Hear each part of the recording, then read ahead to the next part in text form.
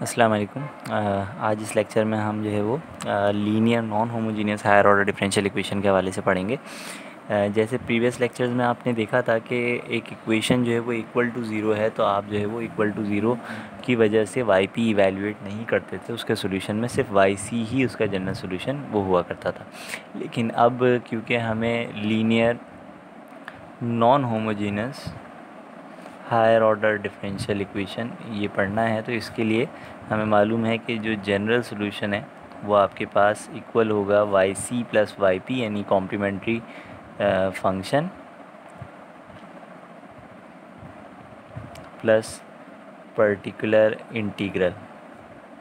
तो ये इन दो चीज़ों के इक्वल होगा, जिसको हम in short y C plus Y p कहते हैं, अगर वाई इज़ योर सोल्यूशन और the dependent variable of the differential equation.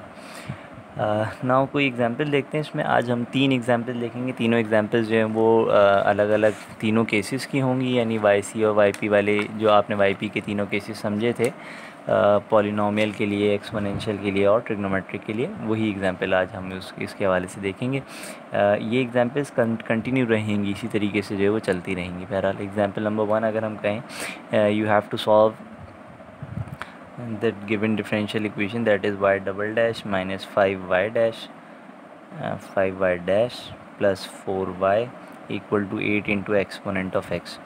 Now you must know that कि जिसका d फॉर्म है यानी ऑपरेटर फॉर्म है वो कुछ इस तरीके से बनेगी, डी स्क्वायर वाई क्योंकि second order derivative of y है माइनस 5 डी वाई क्योंकि first order derivative of y है plus 4y equal to 8 into exponent of x। अगर y हम कॉमन ले लें, और मैंने इसके हवाले से आपको पहले ही बताया था कि कॉमन लेके हम इस साइड पर लिखेंगे, लेफ़्ट हैंड साइड पे हम नहीं लिखेंगे। तो बहरहाल आपके पास ये रह जाएगा D square minus 5d plus 4 equal to 8 into exponent of x.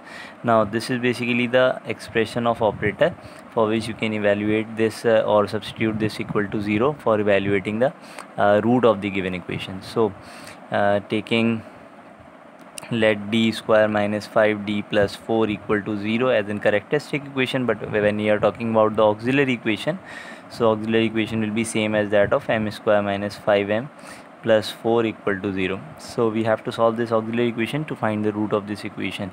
तो आप चाहें तो इसकी मिडिल टर्म ब्रेकिंग करें, आप चाहें तो जैसे चाहे इसको सॉल्व करना चाहें कर सकते हैं हम, उसका कोई इतना ज़्यादा इशू नहीं है। जैसे अगर मिडिल टर्म ब्रेकिंग करके करें, जैसे पिछली जो इक्वेशन थी, पिछली जो वर्किंग थी वो मैंने कैलकुलेटर से आपको बताई थी। बेसिकली ये क्वाड्रेटिक इक्वेशन है, आपको सॉल्व करना है, रूट इवेल्यूएट करना है, आप जैसे चाहें इसको सॉल्व कर सकते हैं।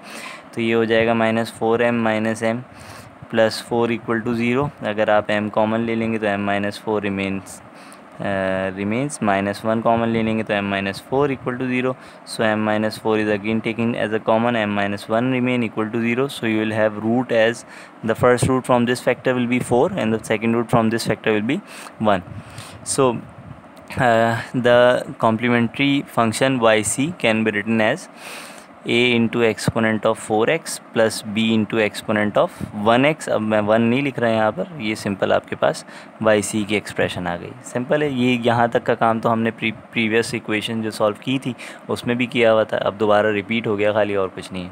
Now working for y P, यानी यहाँ पे जो अब हमने वर्किंग करी थी फॉर वाई सी आपने किया हुआ था, अब अगर हम करें working for y p, so y p के लिए अगेन मैं थोड़ा सा उसी इक्वेशन को कंसिडर कर रहा हूँ जो आपके पास है। लेट सपोज ये इक्वेशन अगर 1 है तो मैं इक्वेशन 1 को अगेन कंसिडर कर रहा हूँ कुछ इस तरह, d square minus 5d plus 4 into y equal to 8 into exponent of x. Now आप देखें, जिस टाइम हम केसेस पढ़ रहे थे वाई सी और वाई पी के, तो हमने उस वक्त ये बात कही थी मैंने कि मैं थोड़ा सा रिजिड हूँ कि इक्वेशन कहाँ से आ रही है ये बात मैं बता नहीं रहा। आपने ये चीज़ जो है वो होमोजीनियस इक्वेशन को सॉल्व करते वक्त भी देख लिया कि हम जो है वो इक्वेशन के ऑपरेटर्स को इक्वल टू 0 लेते हैं और उसको ऑक्सिलरी इक्वेशन में कन्वर्ट करें या ना करें, बहरहाल आप जो है वो एक रूट इवेल्यूएट करते हैं इस एक्सप्रेशन का। जब रूट इवेल्यूएट करते हैं तो उसी रूट से जो है वो आप फर्दर वाई सी वो लिख लिया करते हैं। वाई पी की एक्सप्रेशन के लिए देखें कि इसका जो पर्टिकुलर सोल्यूशन होगा, यानी अगर हम y यहाँ से इवेल्यूएट करना चाहें तो कुछ इस तरह से हो जाएगा कि y will be equal to 1 divided by d square minus 5d plus 4 applies on 8 into exponent of x। Now ये जो एक्सप्रेशन आपने बनाई है, ये एक्सप्रेशन बेसिकली पर्टिकुलर इंटीग्रल की एक्सप्रेशन है, यानी ये या आप ये कह सकते हैं ये पर्टिकुलर सोल्यूशन है इस डिफरेंशियल इक्वेशन का। तो बहरहाल लेकिन पर्टिकुलर सोल्यूशन को थोड़ा सा हम उससे मिक्स मत नहीं कीजिएगा कि जहाँ पे हम ए और बी की वैल्यूज इवैल्यूएट करके जनरल सोल्यूशन को कन्वर्ट करते हैं पर्टिकुलर सोल्यूशन के अंदर। बहरहाल ये आपके पास जो है एक्सप्रेशन कुछ इस तरह बन जाएगी। हमेशा ध्यान में रखिएगा कि आप वाई को बस ऐसे ही रख लेंगे और जो भी एक्सप्रेशन डी की होगी उसको आप राइट साइड पे डिवाइड में लेकर आ जाएंगे, तो ये एक्सप्रेशन बन गई आपकी वाई पी की। ना अब जो है वो केस सिंपल है। आप जानते हैं कि हमारे पास जो है वो 8 को तो हमें कुछ काम नहीं करना। इंटीग्रल जिस तरह इंटीग्रल कांस्टेंट पे अप्लाई नहीं होता, इसी तरीके से यहाँ पे 8 पे अप्लाई नहीं होगा। आपका इंटीग्रल पार्ट सिर्फ और सिर्फ d² - 5d + 4 into exponent of x रह गया ना। इसमें अब अगेन वही चीज़ है कि अगर आपका रूट डिनोमिनेटर 0 नहीं हो रहा तो आप जो है वो वैल्यू सब्स्टिट्यूट कर देंगे, यानी कोफिशिएंट ऑफ एक्सपोनेंट आप सब्स्टिट्यूट कर देंगे। यहाँ 1 है तो आप ये 1 सब्स्टिट्यूट कर देंगे। लेकिन अगर डिनोमिनेटर 0 हो रहा है तो आप जो है वो सब्स्टिट्यूट नहीं करेंगे, उसको फैक्टर्स बनाकर देखेंगे या जो भी है आप इस चीज़ को इसी तरीके से रिजॉल्व करेंगे। तो आप देखें कि जब मैं 1 यहाँ सब्स्टिट्यूट करूँगा तो यहाँ पे हो जाएगा 1² 1 + 4 5, यहाँ पे 1 करेंगे तो -5, यानी ये डिनोमिनेटर में 0 आ रहा है। दैट मीन्स कि इसका कोई ऐसा फैक्टर होगा जिसकी वजह से इसका डिनोमिनेटर 0 हो रहा है। हम जानते हैं कि ये जो एक्सप्रेशन है, ये एक्सप्रेशन कुछ इसी की, ये ऑक्सिलरी इक्वेशन की फॉर्म में हमने m सब्स्टिट्यूट कर दिया था। अदरवाइज़ अगर d की फॉर्म में लिखें तो इसकी ये बन जाएगा d - 4 इंटू d - 1, यानी ये d की फॉर्म में इस तरह होगा। तो हम इसके फैक्टराइजेशन कर रहे हैं। ये बिल्कुल उसी तरीके से है कि जैसे कि हमने केस स्टडी किया था जब डिनोमिनेटर = 0 वाला केस जो आपने स्टडी किया था, ये वो वाला केस है। तो बहरहाल नेक्स्ट एक्सप्रेशन इसकी कुछ हम इस तरह लिख सकते हैं कि yp = 1 डिवाइडेड बाय फैक्टर्स बना रहे हैं हम, इसके फैक्टर्स जो आपके पहले से ही बने हुए हैं बेसिकली, d डिवाइड बाय 8। अच्छा वैसे 8 था यहाँ पे, 8 मल्टीप्लाई हो रहा था तो 8 को मैं न्यूमरेटर में लिख रहा हूँ, इन divide by d - 1 into exponent of x। Now देखें कि इसमें अगर इन फैक्टर्स के अंदर, इन फैक्टर्स में से अगर मैं 4 वाला यानी d - 4 वाला जो फैक्टर है, इसमें अगर सब्स्टिट्यूट करता हूँ अपनी वैल्यू एक्सपोनेंट का कोफिशिएंट तो कोई इशू नहीं है ना। तो हम क्या करते थे हमेशा यही चीज़ कि जिस फैक्टर के अंदर कोई इशू नहीं आ रहा तो आप उस फैक्टर में सब्स्टिट्यूट कर देंगे, और जिस फैक्टर में इशू आएगा तो हम उस फैक्टर के ऊपर शिफ्ट थ्योरम, एक्सपोनेंट के अंदर जो है वो जिन डिनोमिनेटर में अगर 0 होता तो शिफ्ट थ्योरम अप्लाई करते थे। तो बहरहाल यहाँ पर हम क्या कर रहे हैं कि d = 1 just substituted in this factor. Now you will have 1 - 4 into d - 1 into exponent of x. Now 1 - 4 becomes -3, so 8 divided by -3 will be the result of this expression, but 1 divided by d - 1 remain into that will applies on exponent of x. You must know that कि इस वाले part पे हम अब क्या करेंगे कि क्योंकि आपके पास डिनोमिनेटर में 0 आ रहा है, that's why we will apply shift theorem. ठीक है, इस पार्ट पे हम क्या करेंगे, शिफ्ट थ्योरम को अप्लाई करेंगे। शिफ्ट थ्योरम की स्टेटमेंट थोड़ी सी रिकॉल कर लें कि exponent will be taken out of integral part, ये वाला पार्ट जो इंटीग्रल पार्ट था, तो exponent will be take out of integral part with the replacement of d by d plus coefficient of exponent. So will just replace d by we are taking exponent out of integral part and -1 is on its position। d की जगह पे क्या आ जाएगा, d + a, यानी d replace होता था d + a से। a की वैल्यू यहाँ पे 1 है तो यहाँ पे d रिप्लेस हो जाएगा d + 1 से, तो यहाँ पे जो है वो d + 1 आ जाएगा। तो +1 - 1 कैंसिल हो जाएगा, एक दूसरे को कैंसिल कर देंगे। यहाँ पे 1 डिवाइड बाई d का मतलब है इंटीग्रल, और इंटीग्रल की वजह से ये केसेस दोबारा अगर आपने नहीं समझे हुए तो केसेस वाली जो लेक्चर है वो आप पढ़ लें एक दफ़ा, तो ये सारी चीज़ें आपको क्लियर हो जाएंगी, अदरवाइज़ बड़ी मुश्किल हो जाएगी आपके लिए। तो बहरहाल यहाँ पे हो जाएगा -8 divide by 3 into exponent of x into x। 1 divide by d का रिजल्ट हमने पहले समझा हुआ था कि 1 divide by d is basically the integral applies on 1, so the final result of this integral will be x। So this is your yp। Now yc आ गया, yp आ गया, that means कि अब हम जनरल सोल्यूशन लिख सकते हैं। The general solution of the given differential equation y is equals to yc plus yp। So you can write y equal to yc, the result of yc is a into exponent of 4x plus b into exponent of x plus बल्कि plus नहीं minus है, चलें इसको हम यूँ कर लेते हैं, -8 divide by 3 exponent of x into x. ठीक है, so this is the final solution of the given linear non homogeneous higher order differential equation, यानी जिसमें हमने वाई सी और वाई पी दोनों इवैल्यूएट करें।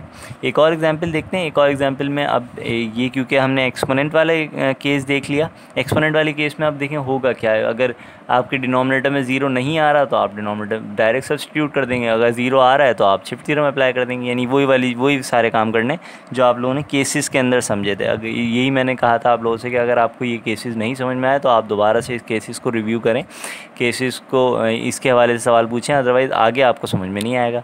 आगे सारी चीज़ें अगर आप देखें तो सिवाय इस YC के अंदर, YC में हम इस वाली एक्सप्रेशन को इक्वल टू ज़ीरो लेके सॉल्व करते हैं, ये एक नई बात मैंने बताई हुई है। और YP की एक्सप्रेशन इस तरह बनती है, ये वाली बात आप लोगों को मैंने बताई हुई है। इसके अलावा अगर आप देखें तो वही केसेस रिपीट हो रहे हैं जो आप लोगों ने पहले पढ़े थे। तो बहरहाल एक और एग्जांपल देखते हैं।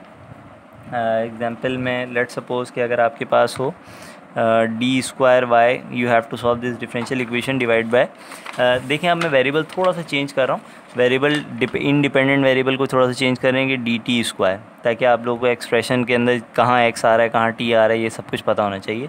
Minus d y divide by d t plus y equal to 2 into sine 3t, ठीक है। तो टी के फॉर्म के अंदर आपके पास अभी इक्वेशन है।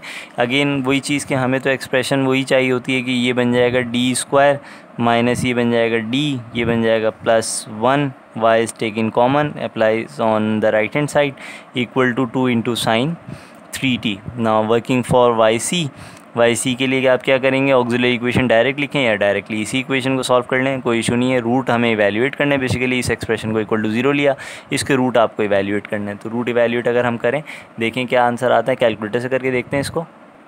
तो देखें कैलकुलेटर में हम अगेन वही चीज़ कि आप आएंगे इक्वेशन में, इक्वेशन के ऑप्शन में, क्योंकि क्वाड्रेटिक इक्वेशन सॉल्व करनी है और क्वाड्रेटिक इक्वेशन थर्ड ऑप्शन पे आपके पास लिखा हुआ है, तो आप थर्ड ऑप्शन पे आ जाएंगे। आपके पास जो डी स्क्वायर की वैल्यू है वो 1 है, माइनस डी की वैल्यू यानी डी का कोफिशिएंट जो है वो है -1 और कांस्टेंट जो है वो +1 है। तो हम यही सारी वैल्यूज़ रखते हैं यहाँ पे, 1 -1 एंड 1।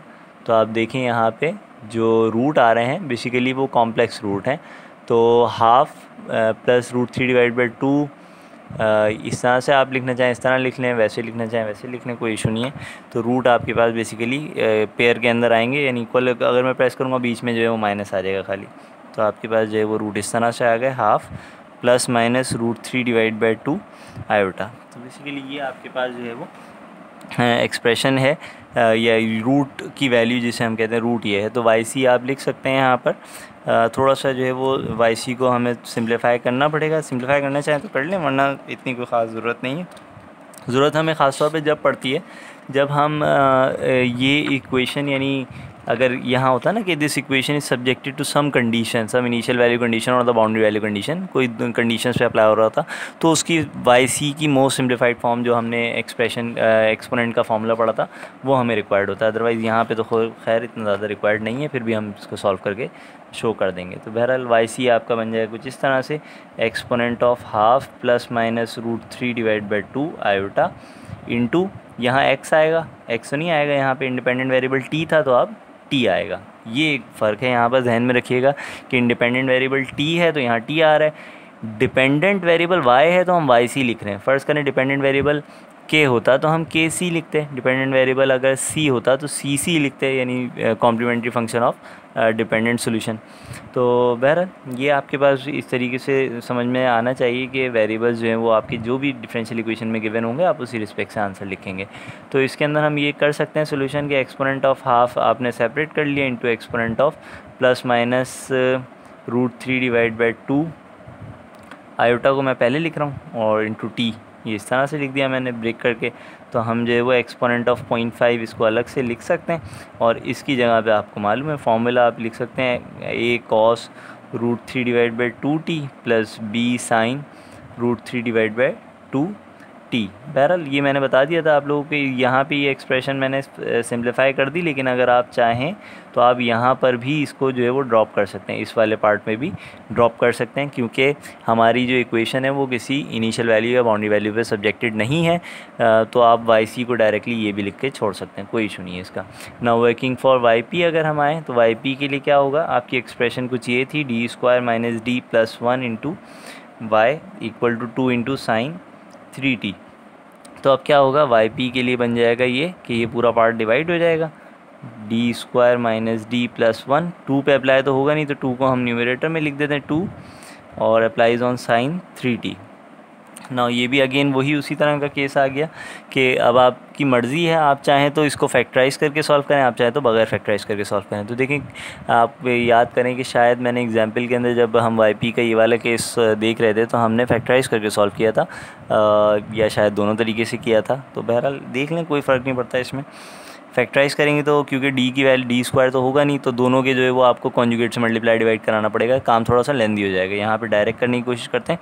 डायरेक्ट करने के लिए क्या होगा कि D square will be replace by minus times coefficient of angle square. तो कोफिशिएंट ऑफ एंगल यहाँ पर है 3, तो माइनस टाइम्स 3 स्क्वायर, ये हो जाएगा -9। अगेन ये देख लीजिएगा केस नंबर 2 के मुताबिक हम इसमें कंटिन्यू सब्स्टिट्यूशन कर रहे हैं। -9 हो गया यहाँ पर, तो -9 यहाँ सब्स्टिट्यूट करते हैं, ये हो जाएगा 2 divide by -9 minus d plus 1 sine 3t, ये ऐसे ही रहेगा। तो डी स्क्वायर की जगह सब्स्टिट्यूट करने के बाद ये बन जाएगा -9 प्लस 1 -8। तो आप यहाँ पे इसको लिख सकते हैं d -8 minus d -8 applies on sine 3t। तो माइनस चाहें तो कॉमन ले लें, ना ऐसे भी रख सकते हैं, कोई ऐसा इशू नहीं है। 2 डिवाइड बाई माइनस अगर मैं कॉमन ले लूँ d प्लस 8 रह जाएगा साइन 3t। अब क्योंकि डी स्क्वायर तो है नहीं, अगर एक्सपोनेंट का केस होता तो हम d को रिप्लेस करते थे, हमें डी स्क्वायर हो डी क्यूब हो, हम उसका होल क्यूब ले लिया करते थे, उसमें कोई फ़र्क ही नहीं पड़ता। लेकिन अगर ट्रिग्नोमेट्रिक का केस हो तो आपको मालूम है कि हमें डी स्क्वायर रिक्वायर्ड होता है, जब तक डी स्क्वायर नहीं आएगा हम रिप्लेसमेंट नहीं कर सकते। तो हम यहाँ पे क्या किया करते थे इस तरह के केसेस के लिए कि आप इसके कॉन्जुगेट से इसे मल्टीप्लाई डिवाइड कराएंगे, यानी d -8 से आपने मल्टीप्लाई करा दिया, d -8 से ही इसको डिवाइड करा दिया। तो मल्टीप्लाई कराने के बाद न्यूमरेटर पे तो ये ऐसे ही रहेगा d -8, लेकिन डिनोमिनेटर में ये बन जाएगा d स्क्वायर माइनस 64, यानी a plus b a minus b का फॉर्मूला मैंने यूज़ किया, a square minus b square के इक्वल हो गया, तो 8 square will be equal to 64 applies on sine 3t। Now d square की जगह अगेन वही चीज़ कि डी स्क्वायर आ गया है, तो आपके पास रिप्लेसमेंट आपको मालूम है -9 सब्स्टिट्यूट करना है, तो -9 यहाँ पर भी सब्स्टिट्यूट कर देंगे, -9 minus 64, d -8 will remain its own position, -9 and -64 becomes -73, और माइनस माइनस न्यूमरेटर डिनोमिनेटर से कैंसिल हो जाएगा, तो 2 डिवाइड बाय 73 ये टोटल आ जाएगा। d -8 रह गया, d -8 क्या करेंगे कि d से साइन 3t d से भी मल्टीप्लाई हो जाएगा, साइन 3t 8 से भी मल्टीप्लाई हो जाएगा। तो साइन 3t जब d से मल्टीप्लाई होगा तो हम डायरेक्टली लिख सकते हैं कुछ इस तरह से इसको कि derivative of sine 3t, d से मल्टीप्लाई होने का मतलब डेरिवेटिव, तो derivative of sine 3t will be 3 cos 3t, और -8 से जब मल्टीप्लाई होगा तो ऐसे ही रहेगा -8 साइन 3t। ये आ गया आपके पास yp। तो जनरल सोल्यूशन लिखना मत भूलिएगा। जनरल सोल्यूशन में आपके पास क्या होता है कि yc प्लस yp सिंपल हमें करके लिखना है। yc आपके पास मौजूद है, yp आपके पास मौजूद है, आप इन दोनों को फाइनलाइज करके इसका जनरल सोल्यूशन लिख लीजिएगा। यहाँ पे मैं ब्लैंक छोड़ रहा हूँ, general solution right by yourself. तीसरी एग्जांपल देखते हैं ताकि जो है वो हमें जनरल सोल्यूशन में खाली yc और yp ऐड करके लिखना है। तो तीसरी एग्जांपल देखते हैं। तीसरी एग्जांपल में 2 एग्जांपल हमारे पास ये हो गई। अच्छा, हम एक्सपोनेंट की भी बहुत सारी एग्जांपल करेंगे, हम ट्रिग्नोमेट्रिक की भी बहुत सारी एग्जांपल करेंगे, हम अलजेब्राइक की भी बहुत सारी एग्जांपल करते रहेंगे। लेकिन फ़िलहाल इस लेक्चर के अंदर मैंने कुछ ऐसे क्वेश्चन सेलेक्ट किए हैं जिसमें आपको ये 3 एग्जांपल जो है वो 1 बाय 1 सॉल्व करनी पड़ रही हैं। तो बहरहाल थर्ड एग्जाम्पल देखते हैं, यानी तीनों केसेस जो है वो ताकि इस लेक्चर के अंदर आपके मर्ज हो जाएँ, इसलिए मैंने ये किया हुआ है कि y double dash plus 4y dash minus 2y equal to 2x square minus 3x plus 6। अच्छा, एक चीज़ मैं देखना चाह रहा था, मैंने हाँ बिल्कुल t के अंदर ही लिखा हुआ है, ये ध्यान में रखिएगा, जब t वेरिएबल होगा तो t की फॉर्म में ही फाइनल सोल्यूशन होना चाहिए। बहरहाल ये क्वेश्चन है आपके पास, अब इसे सॉल्व करना है। राइट हैंड साइड पे अगर आप देखें एक अलजेब्राइक फॉर्म है आपके पास, लेफ़्ट हैंड साइड पे आपके पास वर्किंग उसी तरीके से चलेगी कि आप इसको लिखेंगे d square plus 4d minus 2 applies on y, ये इसकी एक्सप्रेशन बन जाएगी equal to 2x square minus 3x plus 6। Now for yc you have to take this d square plus 4d minus 2 equal to 0, यानी आपके पास वही आ गया। आप again इसको आप चाहें तो सॉल्व कर लें। आपके पास है डी स्क्वायर की जगह पे 1 और डी की जगह पे है 4 और इसकी जगह -2। तो हम इसको सॉल्व करें तो देखें आपके पास पहला रूट आ गया, पॉइंट में आ रहा है, इसको थोड़ा सा डी की वैल्यूज़ को हम डायरेक्टली लिखते हैं 0.4495। सेकंड आपके पास आ रहा है -4.4495। ये कुछ आपके पास रूट आ गए। तो हमें क्या करना है, सिर्फ और सिर्फ आप चाहें तो इसको राउंड ऑफ करके लिख सकते हैं। इसमें अगर हम राउंड ऑफ करेंगे तो ये 0.5 हो जाएगा, इसमें राउंड ऑफ करेंगे तो ये -5 के इक्वल हो जाएगा, लेकिन कोई ख़ास ज़रूरत नहीं है, आप इस तरह भी इसका आंसर दे सकते हैं। तो इस तरह पे आपके पास आ गया। तो वाई सी आपके पास क्या बन जाएगा, वाई सी हो जाएगा। अब देखें मैं अगेन आर्बिट्री कांस्टेंट हर दफ़ा ए और बी रख रहा हूँ, तो अब मैं चेंज थोड़ा सा कर रहा हूँ, A1 A2 रख देते हैं इस दफ़ा, इससे कुछ फ़र्क नहीं पड़ता। आर्बिट्री कांस्टेंट आप जो चाहे रखें, K1 K2 रखें, ABCD रखें, YZ रखें, जो चाहे आप आर्बिट्री कांस्टेंट रखें। तो A1 into exponent of 0.4495 into x plus A2 into exponent of -4.4495 into x. So this is your y सी।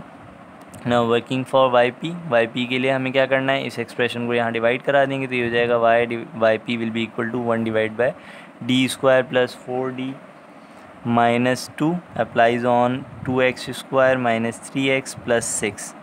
तो अब देखें अगेन वही कुछ एक्सप्रेशन थोड़ी सी डिफरेंट आई है। पिछली मरतबा ज़रा एग्जांपल में जो हमने की वीडियो सिंपल थी कि बाइनोमियल एक्सपेंशन वहाँ पे आसानी से हो रही थी। अब हमें क्या करना है, हमें क्योंकि बाइनोमियल एक्सपेंशन के लिए एक टर्म को 1 बनाना है, तो इसमें से हम डी स्क्वायर भी कॉमन ले सकते हैं, डी भी कॉमन ले सकते हैं। हमें क्योंकि 1 बनाना है तो टू कॉमन ले रहे हैं इसमें से ज़बरदस्ती। तो अगर मैं 2 कॉमन लूँ, या आप चाहें तो -2 कॉमन लें, या आपकी मर्ज़ी, -2 कॉमन ले लेते हैं। -2 अगर हम कॉमन लें तो देखें इस वाली टर्म में से तो आपके पास जो है वो सिर्फ 1 बच जाएगा, जबकि इस वाली टर्म के अंदर होगा क्या कि माइनस, और ये पूरा ऐसे ही रहेगा D square plus 4d divided by 2। कुछ ये एक्सप्रेशन बनेगी। आप देखें -2 से मल्टीप्लाई करा के देखें इसको क्या होगा, -2 को 1 से मल्टीप्लाई कराएंगे तो -2 ये आ गई, -2 को इससे मल्टीप्लाई कराएंगे तो 2 से 2 कैंसिल, माइनस माइनस प्लस हो जाएगा और डी स्क्वायर प्लस 4d वो ऐसे ही रहेगा। तो ये हमने ज़बरदस्ती कॉमन ले लिया इसका, ताकि हम बाइनोमियल एक्सपेंशन यहाँ पर अप्लाई कर सकें। तो बाइनोमियल एक्सपेंशन इसको न्यूमरेटर के अंदर लेके चले आते हैं, -12 ये ऐसे ही रहेगा अपनी जगह पर, और न्यूमरेटर में ये आ जाएगा 1 minus D square plus 4d divided by 2 power -1 applies on 2x square -3x plus 6। अच्छा अब देखें कि हमारे पास लास्ट केस में मैंने थोड़ा सा बाइनोमियल की प्रॉपर एक्सपेंशन करी थी। यहाँ पर अब जो है मैं प्रॉपर एक्सपेंशन नहीं कर रहा, आपको 4 फार्मूला जो है वो शॉर्टकट के तौर पे मैं लिख देता हूँ, कहीं आखिरी लेक्चर में लिख दूँगा या डायरेक्टली आपको बता दूँगा कि माइनस के साथ जो है वो फार्मूला कुछ यहाँ होते हैं। ये चलें यहीं पे कर लेते हैं इसको, कि अगर 1 + x पावर -1 हो तो इसकी जो सीरीज़ बनती है, वैसे तो बाइनोमियल एक्सपेंशन से आप एक्सपेंड करेंगे, लेकिन मैं डायरेक्ट फार्मूला इसका बता रहा हूँ कि वो होगा कुछ इस तरह से 1 - x + x square -x³ + x power 4 minus up till so on. इसी तरीके से अगर 1 - x पावर -1 हो तो ये बन जाता है 1 + x + x square + x³ + x power 4 plus up till so on. आप चाहें तो इसको बाइनोमियल से करके ट्राई करके देख लीजिएगा, यही इसके रिज़ल्ट आएंगे। इसी तरीके से अगर आपके पास हो 1 + x पावर -2 तो आपके पास ये एक्सप्रेशन कुछ इस तरह बनती है 1 - 2x + 3x square -4x³ plus up till so on. इसी तरीके से जो है वो अगर एक्सप्रेशन हो 1 - x पावर -2 तो ये सारी टर्म जो है वो प्लस में आ जाएंगी। आप चाहें तो इसकी बाइनोमियल एक्सपेंशन करके देख लीजिएगा, कंफर्म भी कर लीजिएगा कि ये सही रिज़ल्ट मैंने लिखे या नहीं लिखे। तो फ़िलहाल तो मुझे याद आ रहा है यही 4 रिज़ल्ट जो है वो डायरेक्ट रिज़ल्ट हुआ करते थे। तो हम क्या कर रहे हैं यहाँ पर सिंपली इस वाली एक्सप्रेशन पे, क्योंकि यहाँ पे आप देख सकते हैं कि ये एक्सप्रेशन पूरी ट्रीट की जाएगी, ये बेसिकली x के तौर पे, ये है आपके पास x, ठीक है। तो हम क्या कर रहे हैं यहाँ पे 1 - पावर -1 यानी हमारे पास ये वाला फार्मूला फ़िलहाल अप्लाई होगा। तो इस फार्मूले को अप्लाई करने के लिए जो है वो हम ये सीरीज़ एक्सपेंड करते हैं, देखें क्या रिज़ल्ट आता है इसका फाइनल। तो वाई पी आप कंटिन्यू किए हुए हैं, वाई पी इक्वल टू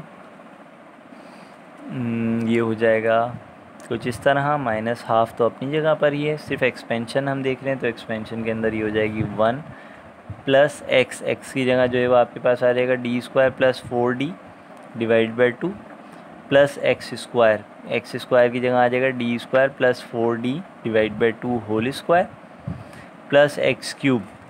तो देखिए मैं एक्स क्यूब की एक लिख तो रहा हूँ एक्सप्रेशन, लेकिन हमें शायद ज़रूरत उसकी ना पड़े।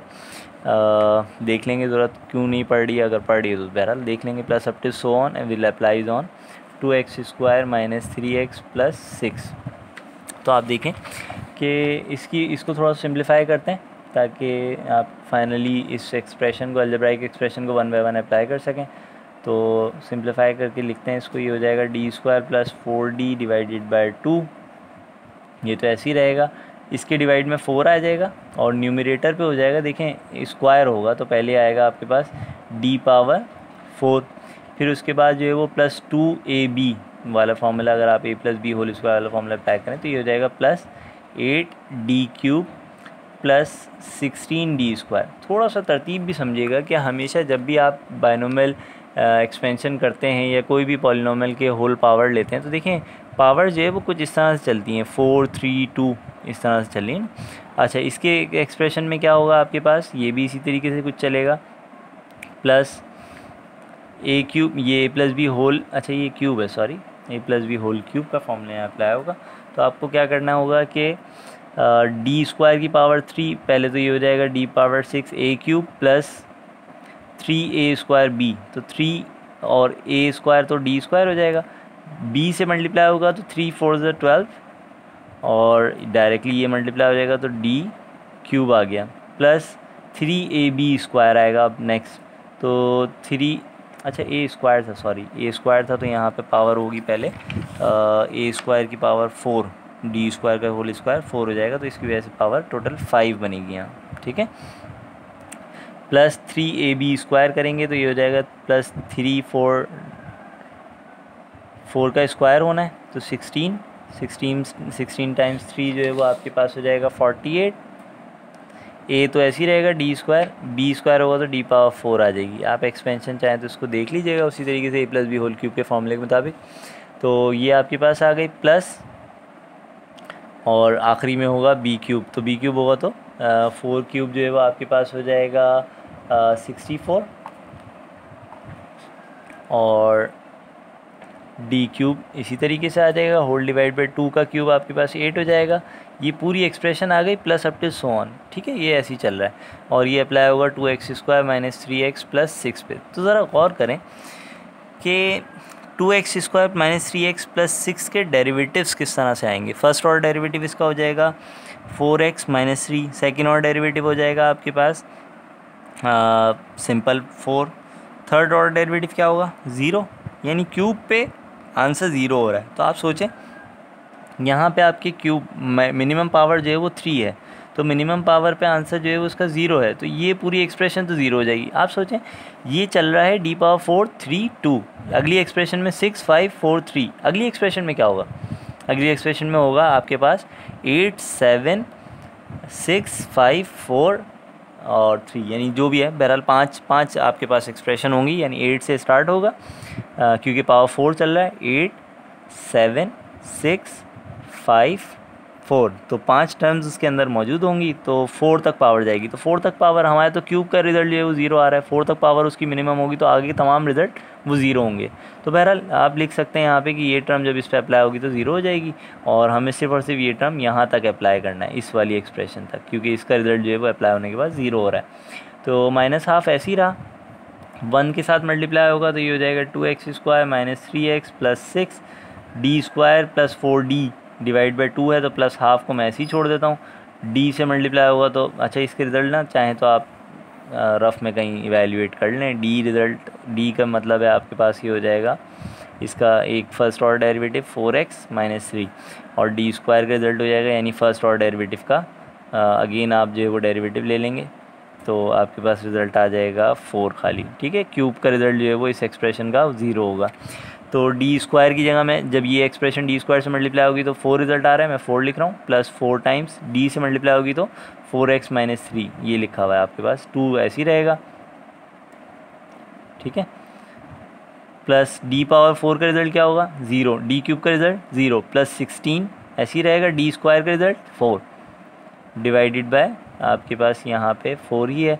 नेक्स्ट टर्म तो सारी जो है वो 0 होंगी, तो यहीं तक आपकी एक्सप्रेशन यहीं तक कंटिन्यू रहेगी। इसको थोड़ा सा सिंप्लीफाई करके लिख लेंगे आप, तो वाई पी की एक्सप्रेशन आपके पास आ जाएगी। वाई सी प्लस वाई पी लिखना मत भूलिएगा अगेन, क्योंकि फाइनल सोल्यूशन जो है वो आपके पास यही हुआ करता है, जनरल सोल्यूशन। ये काम थोड़ा सा आप खुद कर लें एक्सप्रेशन के अंदर, यानी जो भी कैंसिलेशन वगैरह हो रही है, एडिशन हो रही है, सब्ट्रैक्शन, डिवीजन, मल्टीप्लिकेशन जो भी है, वो सारी चीज़ें एलसीएम वगैरह लेना वो आप कर लीजिएगा। जो एक्सप्रेशन आए वाई पी की सिंप्लीफाइड फॉर्म को, वो वाई सी के साथ ऐड करा के लिख दें, जनरल सोल्यूशन वो उसका बन जाएगा।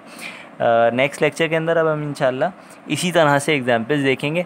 तो इन एग्जाम्पल्स तक आप वर्किंग अगर आप बहुत अच्छी समझ लेते हैं तो आगे की एग्जाम्पल्स इंशाल्लाह इतनी ज़्यादा मुश्किल नहीं होंगी, यानी यही सब कुछ रिपीट होगा। बार बार एग्जाम्पल्स के अंदर जो है ना वो यही सब कुछ रिपीट होगा। ठीक है, थैंक यू सो मच, अल्लाह हाफ़िज़।